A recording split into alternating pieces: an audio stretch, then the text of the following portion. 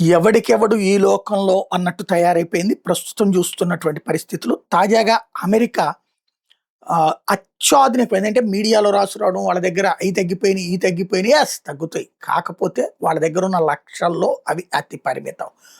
ప్రస్తుతం America attacking అంతా కూడా ప్రిజం మిస్సైల్స్ ప్రధానంగా వాడుతోంది. ఈ prism missile next generation precision strike missile అన్నమాట.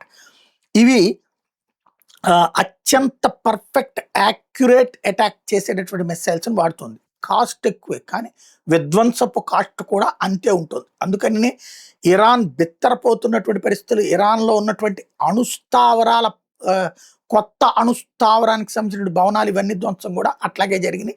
రాబోయేటటువంటి రోజుల్లో ఇదే మరింత తీవ్రంగా తీసుకువెళ్ళడానికే అమెరికా సిద్ధపడుతోంది.